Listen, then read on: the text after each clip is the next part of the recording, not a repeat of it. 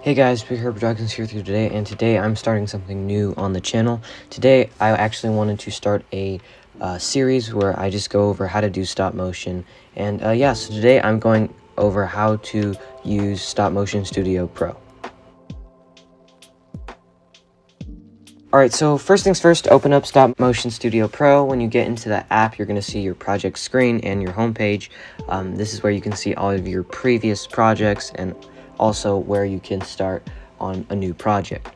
To start a new animation, you just hit the new movie button. You can also find tutorials on how to do basic movements in Stop Motion Studio Pro, how to use different tools, and also just different stop motion tutorials to help you have smoother and more fluent stop motion. So if you want to learn stop motion better, you can do it there. And I don't know if they have these on just the regular version. I think this is just Pro, but I'm not sure. Alright, so back to the home screen, we're going to press new movie, and I'm going to be using YouTube format. Alright, so this is where all the magic happens. I do want to point out that you do need to use like a tripod or something to keep your phone completely still. You don't want it to move, that way it doesn't look shaky. If your camera moves even a little, it'll look bad and it'll look shaky. So if you have a tripod, use that. If not, you can use a Lego stand. I actually use a Lego stand sometimes still. So, definitely use whatever you have. If not, you can always just use some books too. That works as well. Alright, so now let's talk about the most important thing, frames. Stop motion is just a bunch of pictures played really fast, so what you're going to do is move your figure a little bit, take a picture, move it again, take a picture, and repeat. Here's the key. Small movements equal smoother animation, so if you move your figure between too much shots, it's going to look choppy.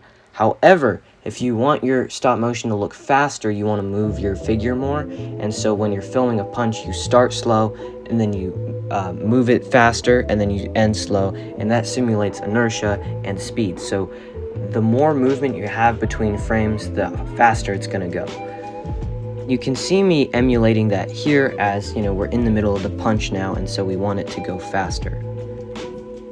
Now here's another important thing. So on the left there's a slider there, and that basically shows you your previous frames, and on the top there where it has the 1 and then the 2 squares, that'll show you how the previous frames. So if you click on it, it'll turn to 3 and it'll show you 3 previous frames, and if you click on it again, it'll show you 5 previous frames. And basically by doing that, you can line it up a little better, and it makes your stop motion more fluent.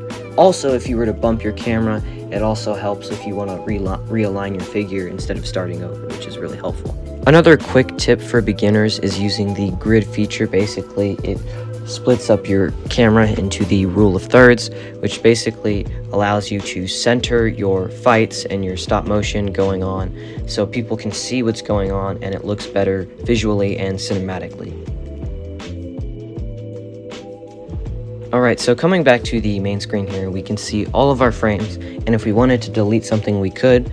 And so I'm going to adjust the frame rate and see what happens here, and let's play through and see what happens. Alright, so that was pretty slow, so I'm going to turn up the frame rate and see what happens and see if it looks a little better. So that's pretty good, but I want it a little faster, so I'm going to turn it up all the way and see what happens. Alright, now that's pretty good. However, I don't like how the hooking motion is, it's a little weird because it looks like 2 individual motions. So what I would do is I would delete some frames in between just to make it look faster, and then also just to make it look like a more consistent motion.